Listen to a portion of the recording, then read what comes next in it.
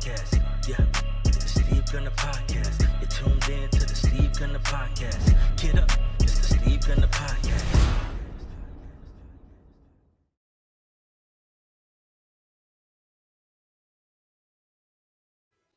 Welcome to another episode of the Steve Gunter podcast, where we discuss the steps, the strategies, and the mindset of real estate investing, tailor-made for the pro athlete. I'm your host, Steve Gunter, and it's an honor and privilege to be with you today. Ladies and gentlemen, I am so fortunate to have with me today. Not only is he a acclaimed football athlete standout, Ohio State Buckeyes. I mean, that's number one. Number two, former Atlanta Falcons football player. And then, by the way, Hall of Famer for my high school, Warrensville Heights Tigers, baby. My brother, my man, David Patterson. What's up, bro?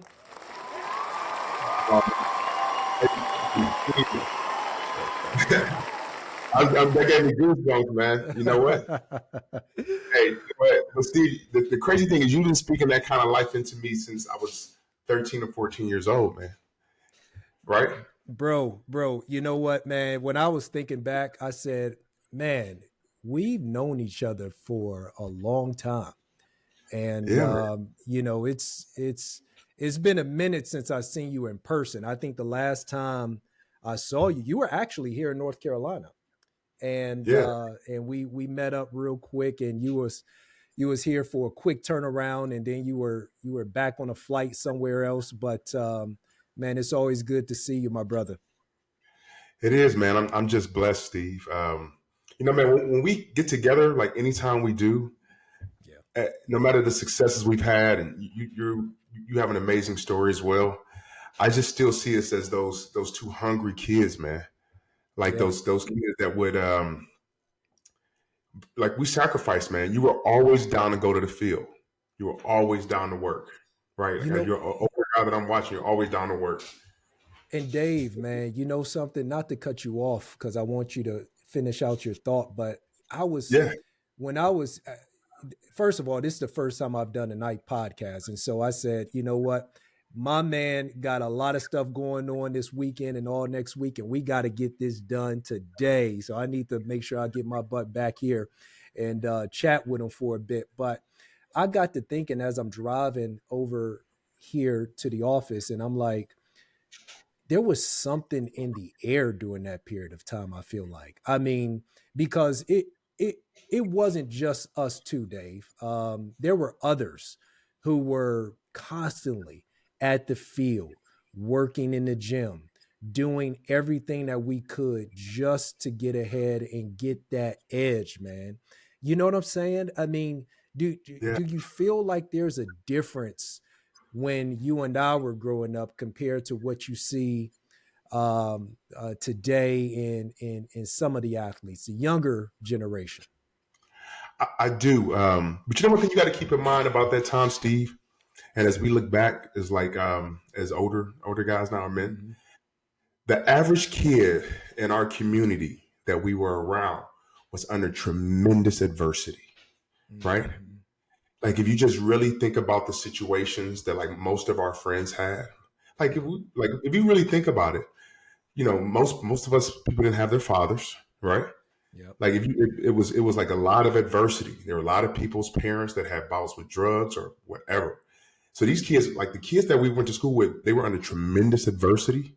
And at the time, you know, there was no social media. It was our outlet. There was nothing else to like soothe us or like take the pain away from us or whatever we were going through at the time. It was like football was our outlet, right? So if you think about guys like us, we grew up in single parent households.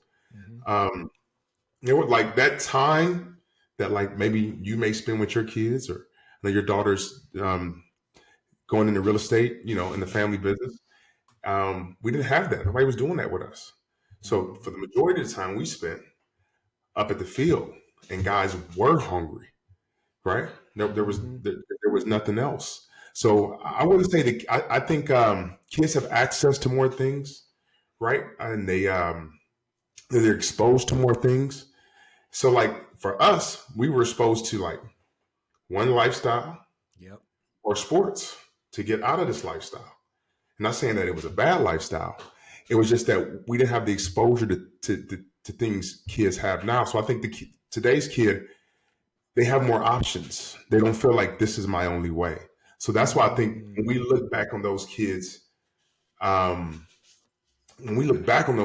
seems as if these kids nowadays, like they're not as motivated. They just have more options. When I started coaching here in Los Angeles, the kids, they could surf and they can do this, they can do that. It's not like growing up in Ohio. Like we going up to Randall Mall, get some pizza. You remember Randall Mall? Yeah, man, we had nothing else to do, man. Yep. So you get that's my thoughts, man. I just think we were hungry, Steve. I remember the conversation that we would have. You and I, we lived on the same street. Yep. We walk home, and I'll never forget. You came back from the Indiana camp. You had an offer. Like, man, it's possible. Mm-hmm. Mm-hmm. Right? So yeah, man. It was good times, man. You know something, and you know, you're so right. There's something to be said about less distraction. You know what I'm saying? Like less is more. Yeah. And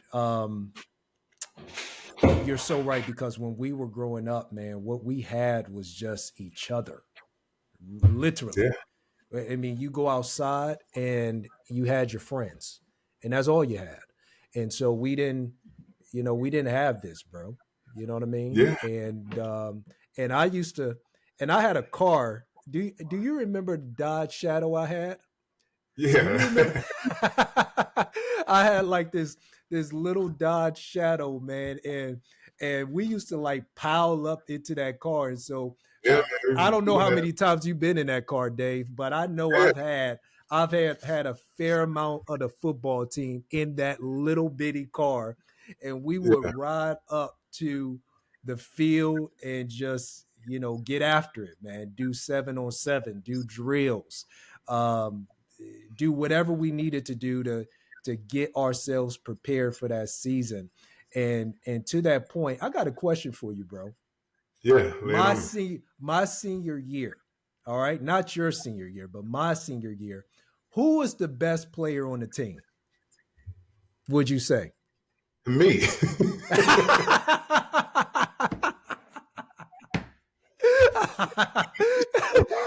Hey, that's arguable. That's you weren't supposed to say that, Dave.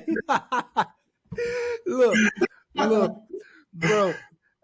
You know what? I said, all right, it could be Dave. It most certainly could be Dave. But you know who else I thought? Who? Marcus Lowe. Remember Mark Lowe? Yeah. Okay. Let me ask you this: What play was Marcus Lowe's best play? It was the what was it? Belly? Was it? Is that what it was called? What was that? Yeah, it was belly. It was the belly, right? And so I would hand the ball off. 83 belly. Yeah, Mark. And 83 belly. 83 belly. What side is that? Who's that running behind? Why you gotta take it there? I don't know. Was it you? You trying to say it was you? You trying to Marco was the dog. But I'm saying if you running behind me and Pete, you getting busy. You gonna get busy. No, you definitely gonna get busy. You running behind you and Pete. No doubt about that. But look, no, we have some dogs up front though. We still have some other dogs up front on the other side. I mean, Dave, we got to take you out of the equation, because you're rare and that's different. And so we just can't use you. But you can't say though, Mark Lowe would get into the open field and just stop on the dime, making guys miss. Like, wow. I mean, Steve, I'll be honest with you. I never told you this before. Yeah. In Warrensville, we've always had backs. Mm-hmm. It's no coincidence that we had the best year in a while when we were there, when you were the quarterback. You weren't really a quarterback, but you were a leader. It was always being a quarterback is about like executions, right? So you were like the leader. You're gonna make sure things were done right, make sure everybody get lined up right, make sure the play gets in, make sure we're on time. if somebody forgot something, if somebody didn't know the play, you could tell them, Mm-hmm. right? So like all those different things to like get us to the line, to have us put us in a position to where like the play is most likely going to work or not. It's not going to work with something like a mental error, Right. so right. And then I would say on defense, yeah, if you take me out of it, yeah, I would say Steve. I would say you're probably like it would be between you and Mark Lowe. Yeah, but I would also you gotta give Jason White some props too. You know, Jay White was a beast too. Oh, I forgot about Jay White. Jay White was a dog. Yeah, man. Jay White was definitely a dog. We had some talent on that team, no doubt about it. That it sucked because we didn't make it to the playoffs that year, and I feel like we had the record that Shaw game. If we could go back and God rest his soul, my man Scooter McDougal, man, Scooter played well, and I mean he was a beast. He was a beast there. He was a beast in Toledo. I mean he was a beast everywhere he went. But I remember that game, and we played early, if I'm not mistaken. It wasn't a night game. It was like in the afternoon. Man, we played them at night, Steve. You know they weren't letting us play Shaw at night. No football. And definitely not at Shaw. No way. No, sir. That wasn't happening. But it was a close game. What did we lose by? Like 6? Like 6 points? I don't know what this is. What I know is we were winning. They started coming back.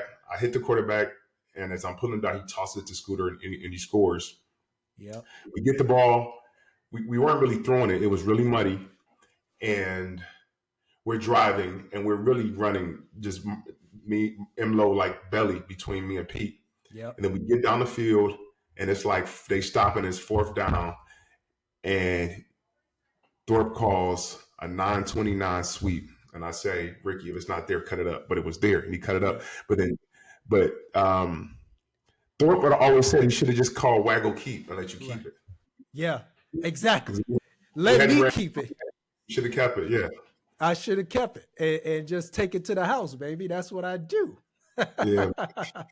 But you know that game, man, and it was crazy because we all felt like if we would have got into the playoffs, it just would have been, it just would have, it would have changed Warrensville Heights football for a long time. At least, you know, what we understood to be Warrensville Heights football, the tradition of it. But in addition to that, I mean, you know, it was just something that we were all really, really wanting, man. And well, can I give you a different perspective on that, Steve? Yeah. The older I get, and once I became a part of like a real winning culture. Yeah. When I look back at those games, I don't look at them like we should have won them. I look like them like we should have lost them. When I look at when I look at the player that I was back then, like how I played, like my lack of effort of what I thought was actual effort. And what I'm saying is, you think it's just like when you look at football, you think it's just maybe a couple plays or why people lose games, or like it's normally not that. Right. It's like things that get you beat being done over and over and over and over again. Right. So like if a lot of those games, I remember when those games we lost because we fumbled in the 4th quarter. Right. But like how much did we probably practice ball security, or like strip drills, or like situational football, or like get down. You don't have to run for that. We have a lead. You don't have to be trying to like run dudes over to the point where you fumble. Right. So what I'm saying is, I realize when you like the average. I'm not saying things can't go different ways, but when I look at those teams and how talented they were, if the culture was, you know, I don't think the coach stayed long enough to build the culture that we needed. Right. It was just getting ready to be turned. But the way we were playing, when I look back on it, I don't feel like we should have won those games. I'm surprised we didn't lose them by more sometimes. Wow, that's a good point. That's a good point. Not establishing the habits. Yeah, like things that lead to success. Like if you really think about like the things that you know as a business person or just as an athlete that really lead to success, I don't think we were doing those things. I know when I look back on that film, I wasn't. I know as a young player, but I know I wasn't. let's take you're it. good. You know what I'm saying? I do. 100%, man. Absolutely. I think there's a lot to be said about understanding how to consistently do the little Yes, things correctly. And exactly. those are the most boring things to do. Like discipline is not fun. There's nothing about discipline that's fun, but it works. It just does. And when we're able to consistently execute on nothing special, nothing that requires talent, just like you said, holding the ball, ball security, um, securing the tackle, getting to the ball. You know what I'm saying? Everybody getting to the ball, everybody doing their job, not allowing yourself to get blocked. I mean, these little things, and all of these things, ironically, also applies to business in many different ways. Let's switch gears just for a moment, and well, not necessarily switch gears, but let's go to Ohio State. So you have a stellar career at Warrensville High School, and you are by far the top player to ever come out of Warrensville High School um, in the sport of football. Now you're at Ohio State, and you're in. I mean, that's the mecca of football, especially in the state of Ohio. I mean, everybody wants to go to Ohio State when they're growing up. Yeah. You get there and you around some dogs. You know what I'm saying? And if I'm not Coach Tressel, Jim Tressel was your coach at that Yeah. time. And so, you got a legendary coach. You're in a legendary place and you got all of these athletes and no one you don't have sucky players on your team. Everybody can play. What's that like? Um, you know what, Steve? Let me just say something. Everybody can't play. Okay. When you get there, I feel like the first day, this may be like a controversial statement, and it may be different now, but the first day, you can tell who can play and who can't. Okay. Right? Now, like the first day when I got there, remember I played as a freshman, right? Mm-hmm. So the first day I stepped on the field, I realized, oh, I can play here. Right? Like I'm Mm. like I can play, right? Now the thing of it, the thing for me is you get out there, I'm like, man, I can't believe that's Will Smith. I was watching him. That's Michael Jenkins. That's Mm-hmm. Maurice Claret. Right? That's like I'm seeing these guys. It's like a surreal feeling. It's like the first time I was seeing Michael Vick at practice. You're like watching these guys. Now you're like one of them. Mm-hmm. But when the whistle when the whistle blows and the ball snapped, like it's either you have it or you don't. It's like you can just see really quickly, right? Like the reason why is not when I say guys have it or they don't, it's not always the talent, it's the mentality. That's Does this good. guy have the mentality or do they not have the mentality? Mindset. Because the first day, you know what's gonna happen? Somebody gonna do you like you ain't never got done before. Yep. You know what I'm saying? Yep. The first day, somebody's gonna serve you. Yep. Right? There's not a lot of somebody's going to serve you, and the coaches are going to put you in a position to go against somebody that will serve you. We will start off the very first day. Well, this is when you first get there, Steve. You're baptized by a conditioning test we used to have. You don't even you hear about it, right? Yep. The first day you're there, right? Yep. You wake up early in the morning. Well, the night before, Coach Tressel reads this thing, and he's about a lion and gazelle, and either way, the next morning you better wake up running, right? You come from recruiting, right? You're being recruited, and they're hyping you up, and they love you. And you get there, and then it's on. So the next morning, right? First day's picture day. You get your jersey all happy. Next morning, you wake up, and you got a gasser test, 20 half gassers, and you got to run them in your time with a 30-second rest. Yep. 6 a.m. And you're in the stadium, right? Like you in the stadium before, like we coming in here to work. And for the big guys, you run last. So you watch the little guys like you watch them die. Yep. You sit there watching people suffer. You're watching it, right? Yep. Now think about it. You're watching it. We haven't even put the pads on yet. You're watching it. You're watching guys hurting, right? Yep. Now the thing about it, do you have the mentality? That's like the first time. Your mentality. We're about to test your will immediately, right? Mm-hmm. Right, and then then the next day, or whenever the next day or the day after, we get in pads. The first thing we do is like a hit and drill, hoot and holler. And the thing about that, Steve, is it's not random. They would call out the matchups they wanted to see. Mm-hmm. Mango, Patterson, like this, like you up, right? Yep. Right. So I'm going against Nick Mango. He's a first team All Pro in the NFL. Yeah, I remember him. He's a dog. Yeah, He's a dog. That's yep. Freshman. You're gonna get thrown in there. So what I mean by is the mentality. He may serve you, but are you gonna keep going? Like the amount that you're gonna have to bring it play after play. Now there's some dudes that's freaks, right? You Ted just running past dudes, but you like the play after play after play after play. You're referring to Ted again. You're referring to Ted again. Yeah. So long story short, Steve, what I'm saying is you can see the mentality on the first day of a guy, period. Then you can see his mentality and his skill set. And either this guy will never play here, this guy may take him 2 or 3 years, or this guy may play red shirt and play whatever. You just know that. So I would say the first thing is you get baptized into like just a different mentality, right, of competition.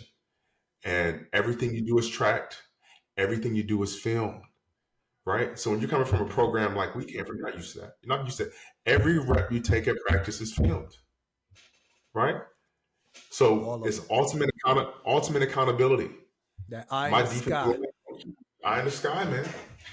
It's ultimate accountability that anytime you don't run to the football, anytime you don't do the right play, anytime you take the wrong step, we will coach. You're going to get coached up on it. They will say something to you about it.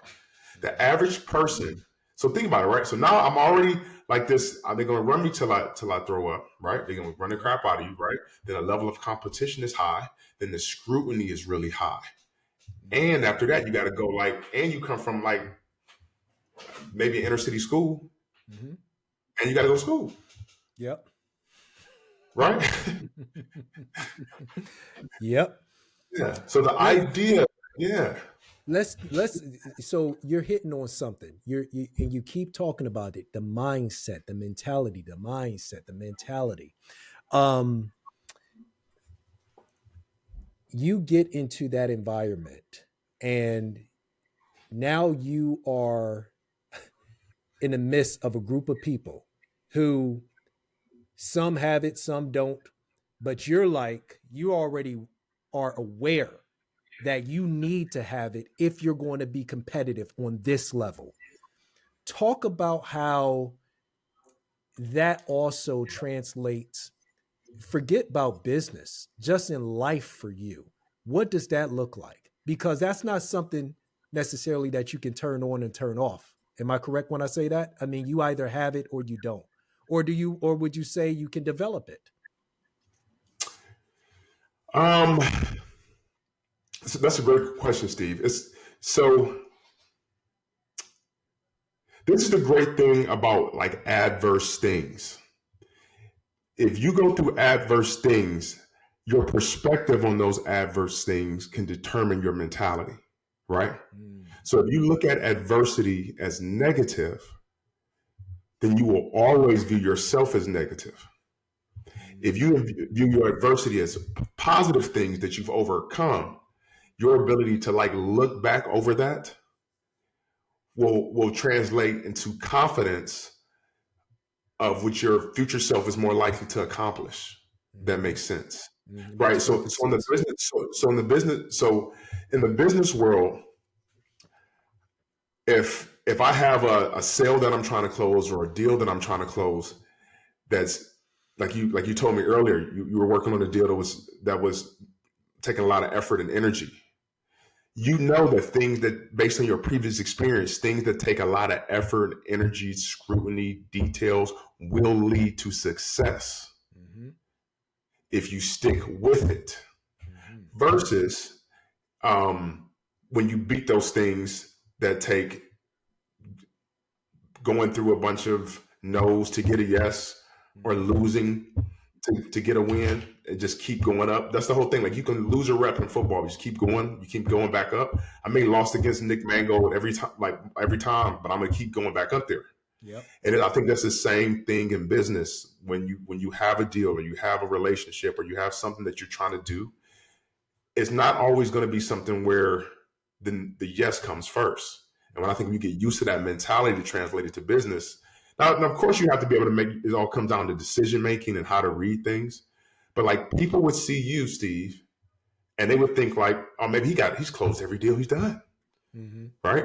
Things are just like, the deals are just, no, it's just handling that adversity. So for me, I think I can look back on my past successes in football, like even though that helmet and stuff back there, sometimes I'll look at it like, this is who I am. And what I mean by that is, like, when I'm having a rough day at work, or things aren't going however I want them to go, or whatever, I have to look and think, all of that stuff came with that as well. Yeah. There was a time through all of that stuff where I felt that same feeling, but I persisted. So that's what I mean, how I kind of like transition that into the way I look at business, Steve. Yeah. Yeah. That's good. That's really good, Dave. So, and I want to talk business here in just a bit, but after your collegiate career, you move on and you go to the NFL, and now you're at a place where all football players, for the most part, want to get to that pinnacle, man. You know what I'm saying? Like, the NFL is the place. It's like heaven, you know? When you stepped into the Atlanta Falcons stadium, let's just start there. What was that feeling like, man? What was it like to run out for a game and feel the crowd and just, think to yourself, man, I am here? You know what, Steve? Honestly, man, I never got to have that feeling.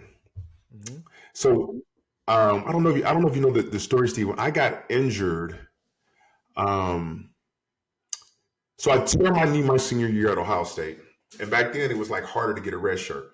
So I rushed back and I played, and I didn't play that well, like down the stretch. I think the Michigan game I played okay. I played pretty good in the Michigan game. That was like 5 or 6 weeks after my knee surgery. Then I go to the Senior Bowl. I had 2 sacks in the Senior Bowl. I don't end up getting drafted. So I ended up signing a free agent deal with Atlanta. I get there, playing pretty well. At the first mini camp, the third day of mini camp, somebody steps on my foot, and my foot swells up. They don't know what's wrong with it.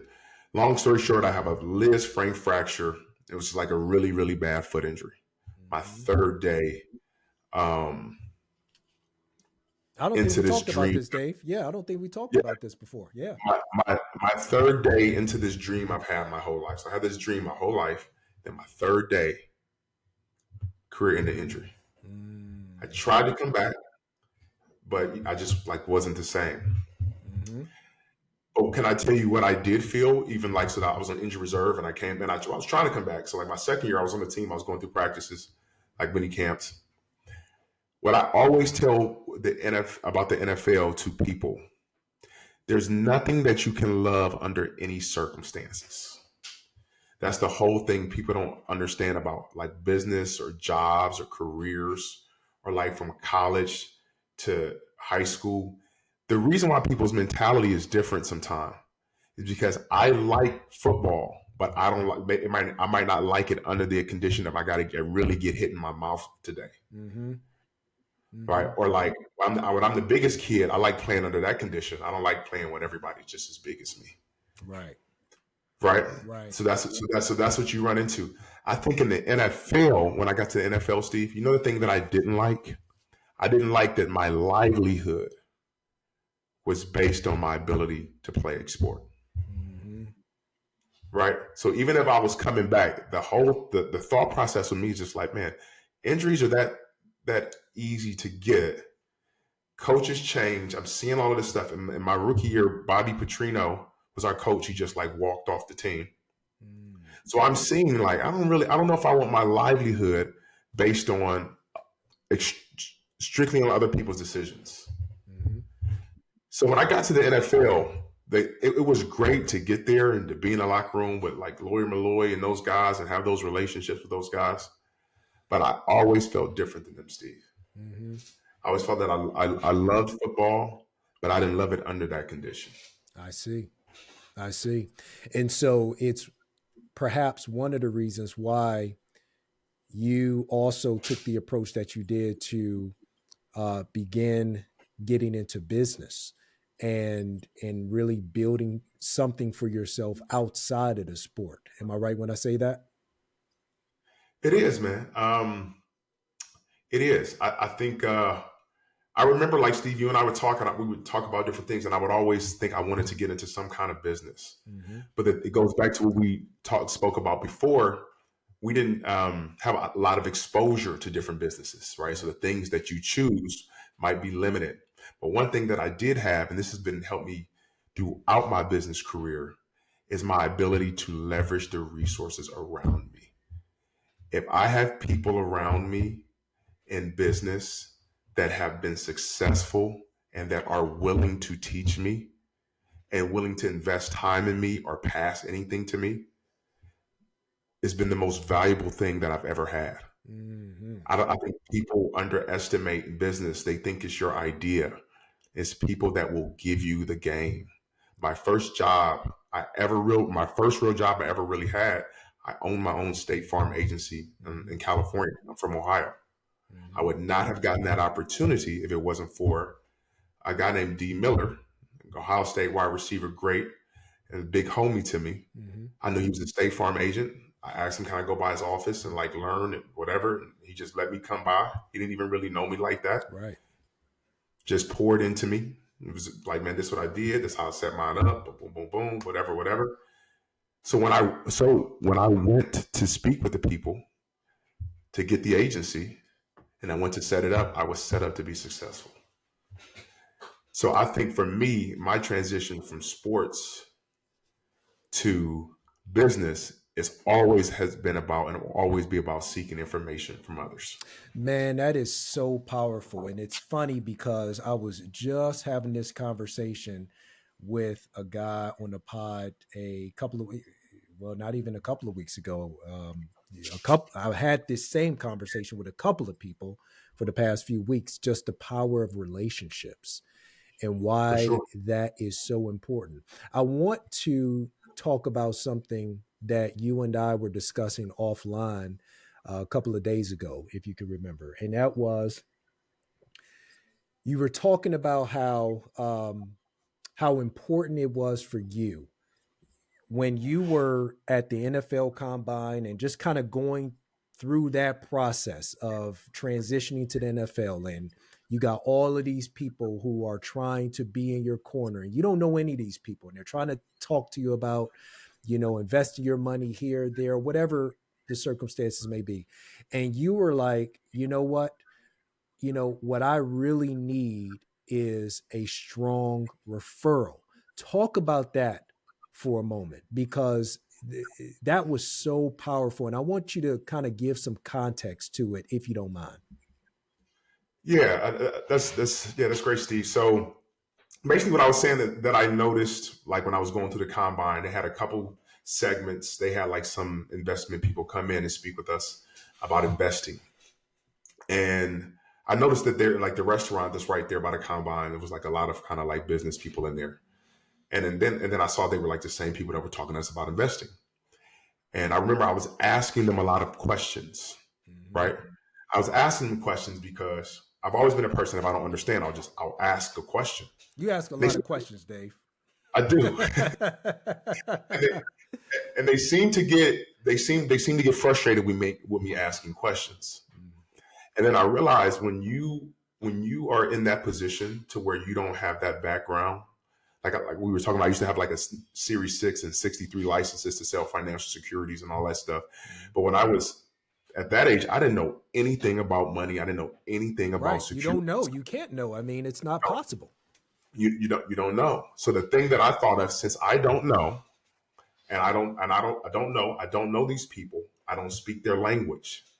I need to find somebody else that has experience with this person or group of people or dealing with this kind of person that I trust to give me a strong referral to somebody else that I can trust.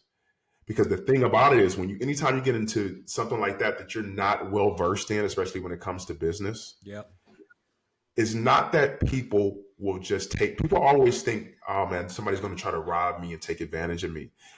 That is one part of it. But the other part, somebody just could be stupid, right? But you don't know they're stupid because you don't know nothing about what they're talking about, right?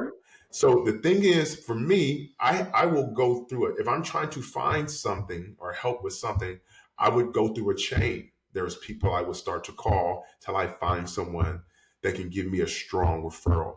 And I think so many young athletes, they don't have strong referral. Well, it's different now. You can pretty much learn about anything you want to if you really want to learn.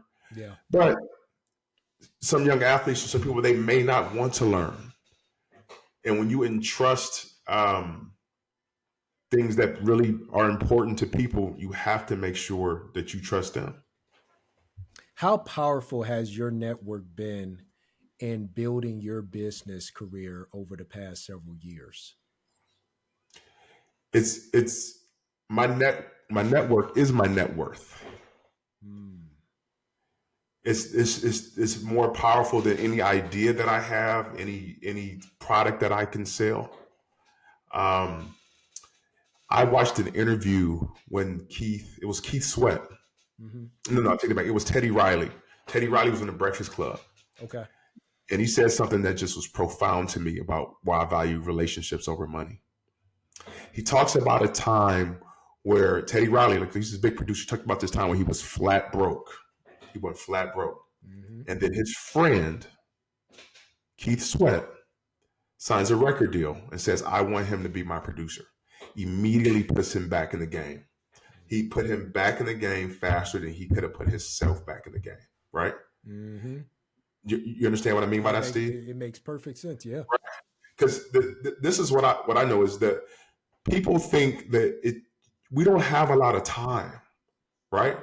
So the idea, I was thinking about it like to say you're at the base of a mountain and you're trying to get to the top of it. If I found the trail to get up the mountain, if I fell down, I could walk back up there. Right. Or if I walk down, I can like show somebody else how to get back up there, which saves you time. That's what your relationships do. Relationships are leveraging other people's used experiences together with yours to be more of like a force. It's like a force when you have a network, because we all have leveraged experiences, especially if we can leverage experience in the same industry. So that's why I like when you're in an industry, you have to have strong relationships in the industry because you can leverage everyone's experiences. There's very rare that any industry I've been in, once I've been in industry, that I'm speaking to someone for the first time that I don't know anything about them. Right? It's very rare that I'm going to run into somebody in a sales situation where I don't already have. So, and I'm not saying you judge people by a book by their cover, but it's an industry, right? And you have relationships. So once you get intertwined, it's a bunch of conversations and you just learn. And you put puzzles together. So it's been everything for me, Steve. The last few jobs I've had, I've learned about them through relationships. I learned about the openings through relationships.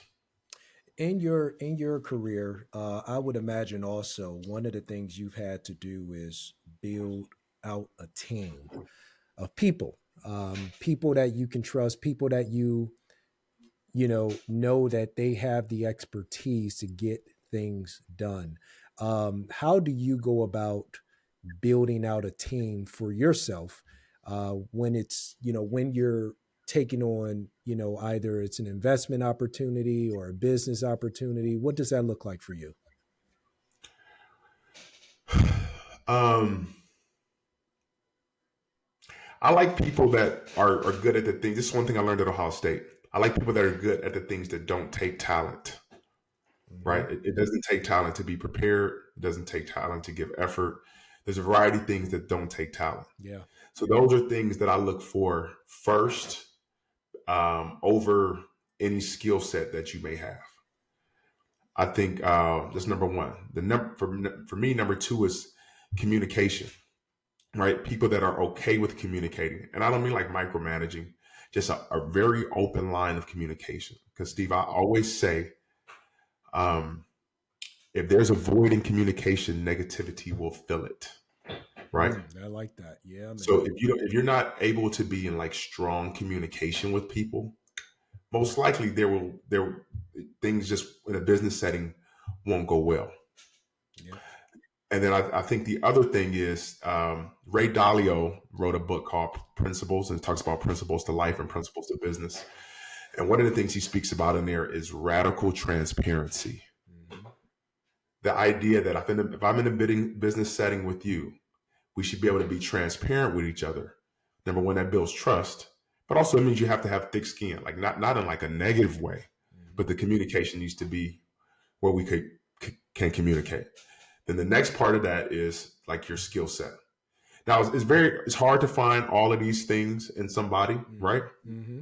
But the number one thing is communication, Steve, because even on teams, right, you may inherit somebody on a team, especially in corporate America. And I think it's just like I think of it like quarterbacks and coaches, right? Mm-hmm. So you're a head coach and inherit a quarterback and you want to run a spread offense, but he can't run the spread. You could try to make that quarterback run the spread and force him into your offense. Mm-hmm. Or I'm just going to ask you to do the things you do well. And I think a lot of times in business, you don't need a well-rounded player all the time. Right. Everybody can't be like the most versatile salesperson. Everybody can't be I can do everything well. I'm good in person. I'm good on the computer. I'm good on this. I'm good on that.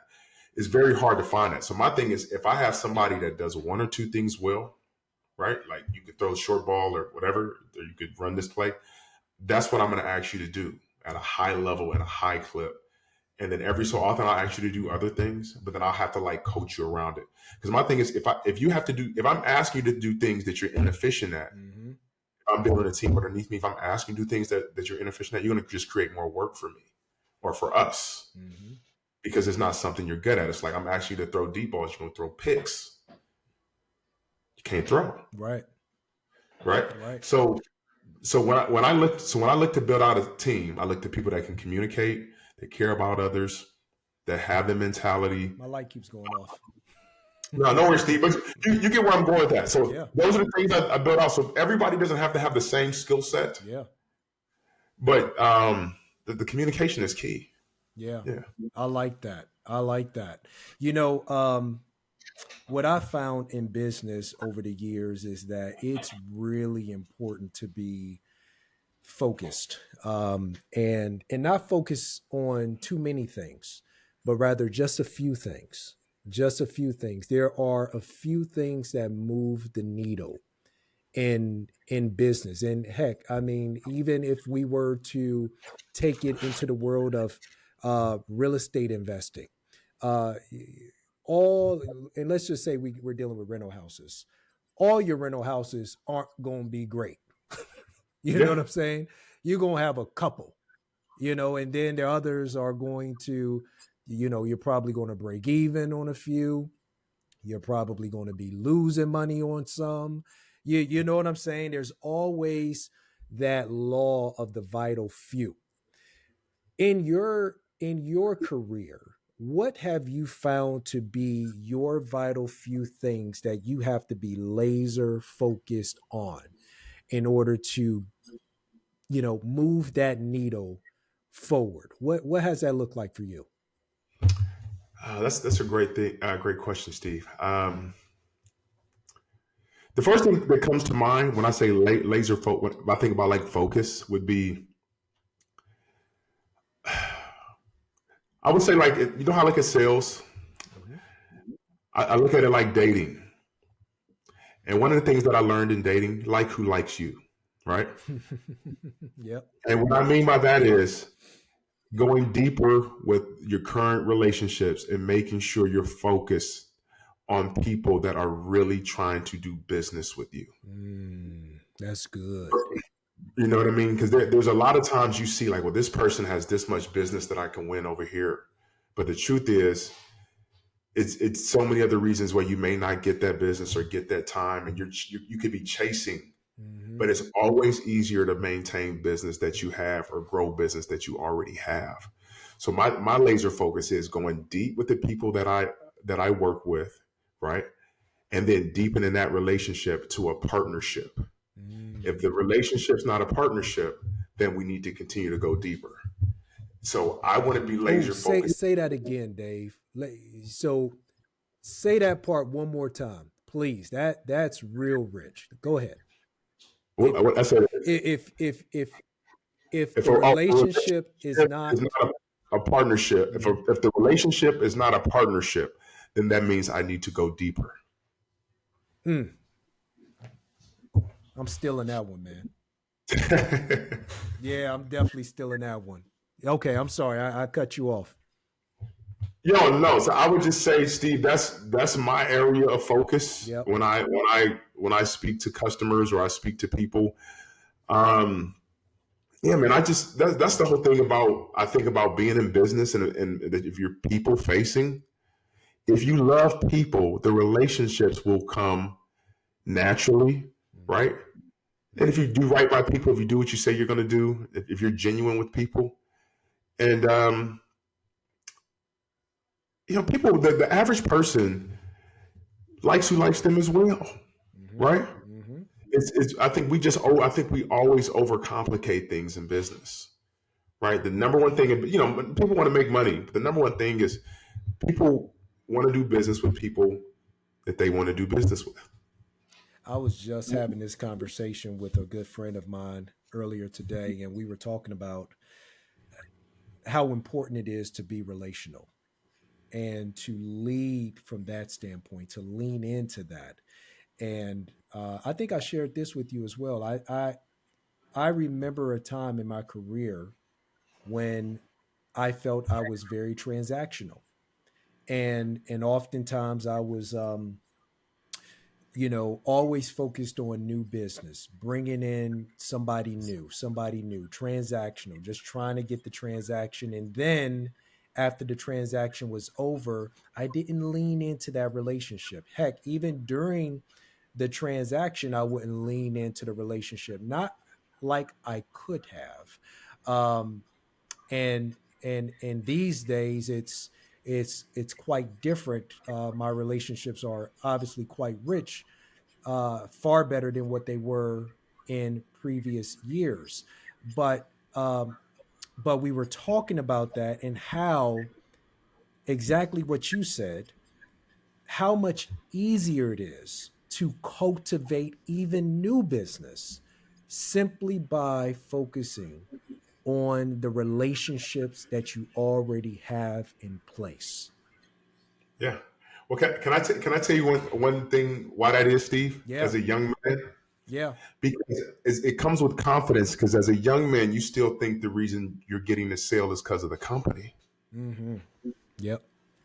right? Yep. But as you become a more experienced salesperson, you realize I'm getting the sale because they like Steve, Right. right? But you didn't realize back then you didn't lean into those relationships because you may not realize these people really like Steve, Mm-hmm. right? You think it's the company. No, they like you. So I think, and also we were talking that as a young person, but that also comes because you're hungry, Mm-hmm. right? Mm-hmm. Like a lot of times Hungry people for look the at like, business. Hungry for the business is what well, you're well, saying. you're hungry for the business, but you're trying to build a life, Right. right? So when you look at a lot of times you see people that maybe have short work history places, right? And a lot of times they have a short work history because they're climbing, Mm-hmm. right? Mm-hmm. They need it, or they're climbing, or there's a reason that they need to make more money. Right. People, right? People are like, I may not want to sever my relationship with this job. I may like this job, but I'm having a kid. I need to make more money. Mm-hmm. Or I have this going on in my life. I need to make more money. So a lot of times when people have like situations to where they need to make more money, it would innately make you sever relationships. Right? It would, because you don't have the time. Mm-hmm. Right? Yep, that's like good. there's a lot of people that are at jobs. They could have like stayed at a job and been a manager or ridden the corporate ladder, Mm-hmm. but they can't afford to stay. Mm-hmm. Right? And when you're young, you only have so much time, so you have to be transactional because you're hustling, you're climbing. Mm-hmm. Right? Mm-hmm. Especially if you come from where we come from, you are climbing. Let's say I'm an athlete. I'm a pro athlete right now, and I'm really trying to get, I want to get something going outside of my sport. I know that it's not forever. At some point this will come to an end. What are some tips that you would give to that young guy, you know, trying to build something outside of the sport that they're in?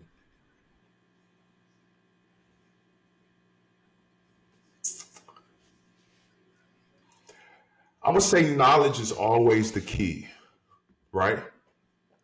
If you can't build anything without knowledge, you just can't, right? Mm-hmm.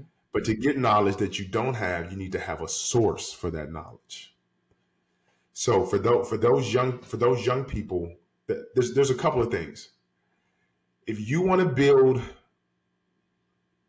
wealth or build anything, you have to have a passion for something to the point to where you would like to understand it too.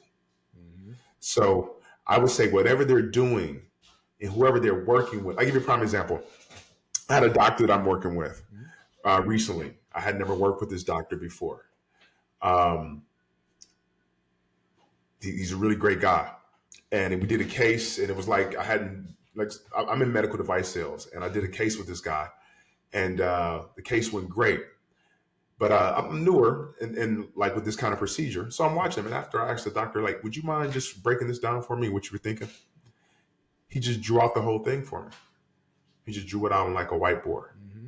showed it to me. Right, this is some person that I know. If I want to get better, he will give me the information that I need. Mm-hmm. Right, but I'm in business with him.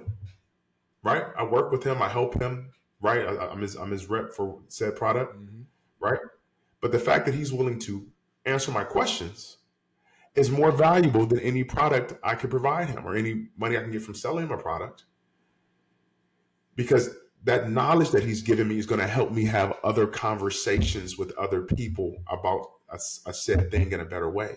Mm-hmm. Right? So I got way more out of that transaction by him telling me that. So if I'm a young person and I want to get into real estate or stocks or whatever is you want to get into, you have to find somebody that's doing said thing at a high level. Mm-hmm. And if that person is willing to share that with you, now I can't take that guy's word for it, but I mean, it's medicine, I could.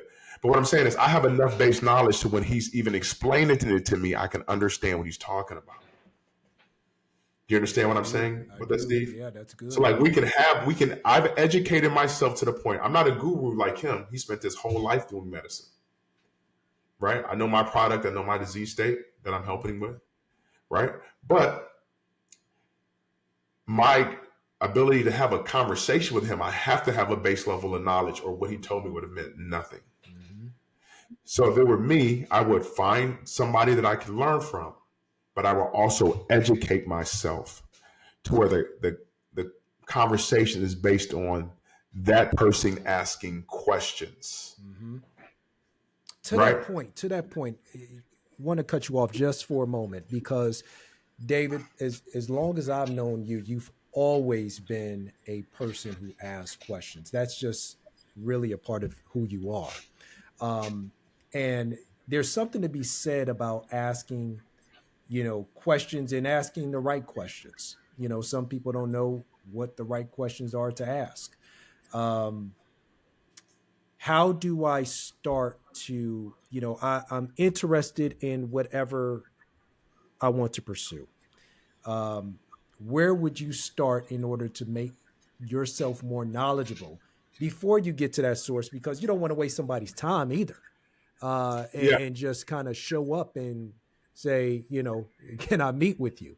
And then, it's the meeting turns into, a conversation that's going nowhere. But where would you start in terms of gathering credible information so that when you do meet with whoever that person is, you actually have something of substance to discuss? Um, there's different kinds of information, right? Mhm. There's information and then there's strategy, right? So Steve, you're a real estate guru, right? But all of the law stuff, and this is a that and that is a this and this happens when you do this and this happens when you do that and money changes hands like this. These are things that are like absolutes in a government regulated industry, to where if you really wanted to learn said thing, you could do the research to find said thing, and it's pretty standard across. You're not going to find, state to state varies, but you're not. And there's enough information published online about North Carolina real estate rules Right. in whatever field you're trying to do, to where you can learn that. You have to have a base knowledge of that. And then every question I would ask somebody that's experienced would be a strategy question. How do I apply this to use this information to where it's beneficial for me? Mm-hmm. Right? Versus, what is this? Anytime I've called to ask you about something, I don't, it's California, it's different, but I don't ask you, Steve, what is a this? I ask you, Steve, what do you think about this? Right. How would you do this? I'm trying to negotiate this. Right. How would you, because this is the thing people don't understand is, when you're in business, anytime you in the middle of a transaction, right? With anything, whether it's a conversation or anything, you want to have, if you're in the middle of a transaction, you want to have two different conversations to facilitate one conversation that's mutually beneficial to everybody. Mm-hmm. Do you understand what I mean by that, Mm-hmm. Steve? Yeah. Right? Yeah. Like, just like in your business, you would ideally want to speak with, you would ideally want to represent the seller and the buyer, Mm-hmm. right? Mm-hmm. In the ideal world. So for me, anytime I've been in a sales position where I'm in the middle of the customer and the and the company, I want to be in control of that conversation. I want to phrase it to you to where you think this is beneficial to you. You think this is beneficial to you, but it's benefiting all of us and it's benefiting me, Mm-hmm. right? So having that is strategy. You have to, because in order to implement that strategy, you have to understand what's important to a buyer Mm-hmm. and what's important to a seller in a transaction, right? Right. Now, if you were in the middle of that transaction, Steve, you can have a conversation with the buyer and emphasize that the things that are important to you will be taken care of.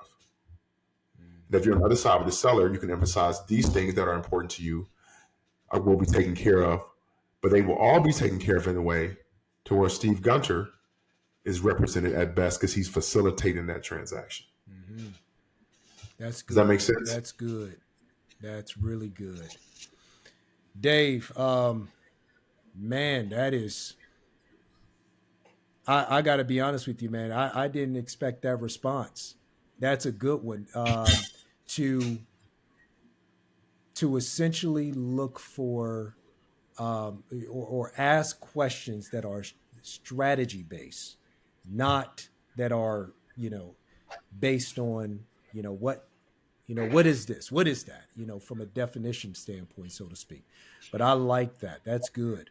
Last question for you, Dave. So, as a pro athlete, I am tugged by a lot of people. A lot of people perhaps want something from me. Even people that may be close to me. How did you deal with that part, Dave, of being able to keep that all under control, because obviously you're trying to build a life for yourself, you're trying to build a career, but sometimes you have others who want to latch on to your success and essentially benefit from who you are.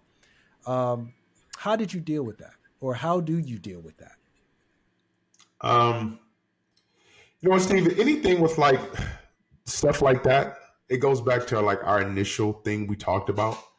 My relationships are always of a higher value than any title, any job, any career, any football, any of that stuff, right? So those things will always take precedence for me. So I think my ability to this is what I understand through that, Steve. It's a blessing. It's not easy, but it's a blessing when people want your time. It's a blessing when time from you or intention from you makes other people feel good, right? And for me, I enjoy that. Now, the thing about it is you do have to set boundaries with people, right? Yeah. And I think my biggest thing is if you set boundaries with people and they respect your boundaries, that's always going to be like the best way to go. I think when you don't set boundaries with people and then you get upset with them for like overstepping your boundaries that they don't know about, I think that's where people get into situations with family members and things like that. But it all really comes down to communication, right? Because how somebody may view something, or how they may view you, or how they may view how much money you have, or how they may view whatever you have going on in your life, it may not be true, right? True. Right. But I think, people can judge people judge on how you treat them, man. And you can't please everybody. But I think I want to say it's an art to it, but you still have to care about people, right? Like you can tell somebody no or don't give up your time, but you don't have to be like a jerk about it, Yeah. David Patterson, man, so appreciate you, my brother. Really do, man. And this was awesome. I mean, you have such a wealth of knowledge and experience to share. And yeah, man, just truly grateful. And I'm sure that everything that you provided today is going to help somebody out there for sure. Yeah, man, we're blessed, man. I feel blessed to be on your platform, Steve, man. I'm proud of you. Man, I know the struggle, man. I know the grind. I remember helping y'all move after a game very next day. Yeah, man. You don't forget nothing. Don't forget nothing. Don't forget your brother had all the Ninja Turtle underwear on the floor. It's helping you.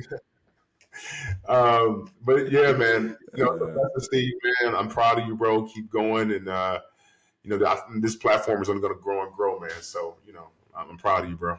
Appreciate you, my brother. Well, look, man, without further ado, thank you so much, Dave Patterson. Appreciate your time, my brother. Anytime, Steve. Go Bucks. Can't stop, we can't lose. You can't win if you snooze. So do more and say less. So get up and let's work and be the best. Yeah, you're tuned in to the Steve Gunner Podcast. Yeah, the Steve Gunner Podcast. You're tuned in to the Steve Gunner Podcast.